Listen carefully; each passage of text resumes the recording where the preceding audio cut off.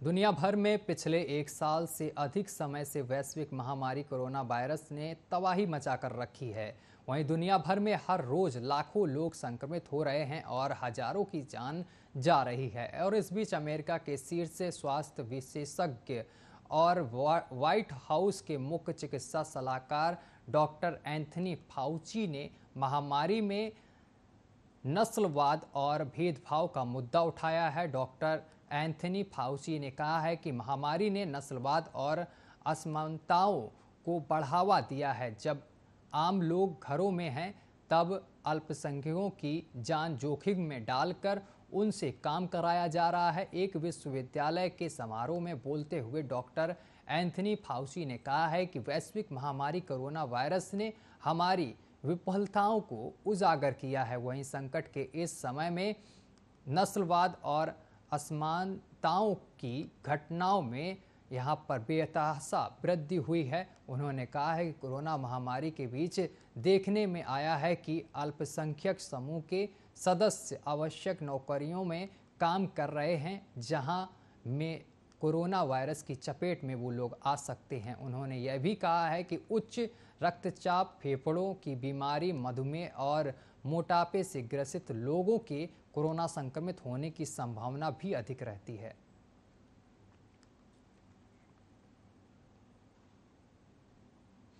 Corona संक्रमित व recover रोगियों में अचानक से बढ़े ब्लैक फंगस के मामलों ने एक बार फिर से मुश्किलें पैदा कर दी हैं। राजधानी के अलग अलग अस्पतालों में भर्ती इन मरीजों के लिए आपको बता दें कि अम्फोटेसिनिया बी नामक इंजेक्शन बाजार में गायब हो चुका है और एक इंजेक्शन की कीमत 12,000 रुपये तक की रही है, और जिसकी वजह से इसकी कालाबाजारी भी पिछले 3 दिनों में काफ़ी बढ़ गई है।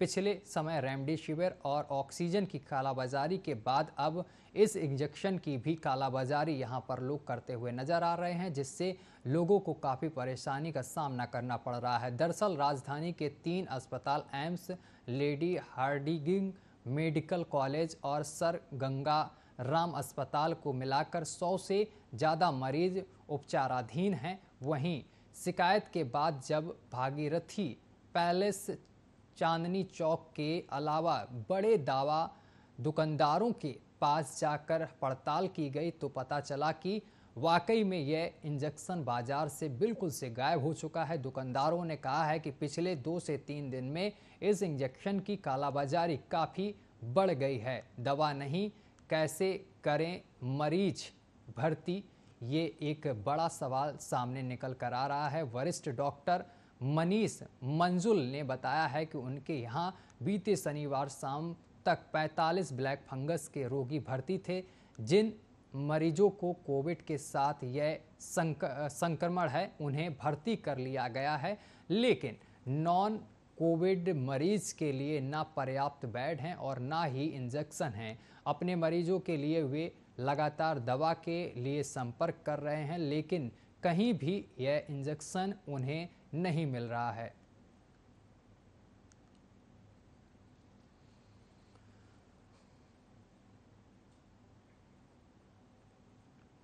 ताउते तूफान के बीच गुजरात के अमरेली के पास भूकंप के झटके महसूस किए गए हैं। नेशनल सेंटर फॉर सिस्मोलॉजी के मुताबिक इस भूकंप की रिक्टर स्केल पर तीव्रता 4.5 मापी गई है। हालांकि भूकंप के किसी जान माल की हानि की कोई खबर सामने नहीं आई है। इसके अलावा गुजरात के राजकोट में भी भूकंप के झटके महसूस किए गए हैं। रिक्टर स्केल पर इसकी तीव्रता 3.8 रही है।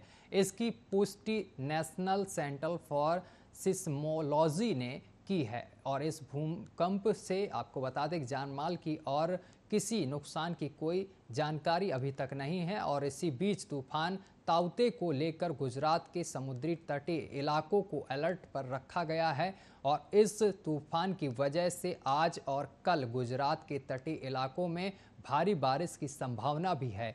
और इस आपदा से निपटने के लिए एनडीआरएफ की 50 टीमें तैनात कर दी गई हैं। वहीं मछुआरों को सुरक्षित स्थान पर शिफ्ट कर दिया गया है और इधर मौसम विभाग ने चेतावनी दी है कि अगले 24 घंटे में ताउते तूफान और भी खतरनाक हो सकता है। ये तूफान आज गुजरात के तट से टकरा सकता है और 18 मई को इसके पोरबंदर और मऊआ के बीच से गुजरने की संभावना है। इसके अलावा केरल में भी तूफान का असर दिखा।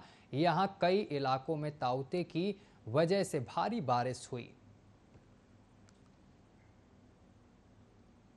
केंद्रीय स्वास्थ्य मंत्रालय ने शनिवार को बच्चों में कोरोना संक्रमण की पहचान के लिए अभिभावकों के लिए दिशा निर्देश जारी करे हैं। मंत्रालय का कहना है कि अभिभावक बच्चों की कुछ चीज़ों पर ध्यान रखें और साथ ही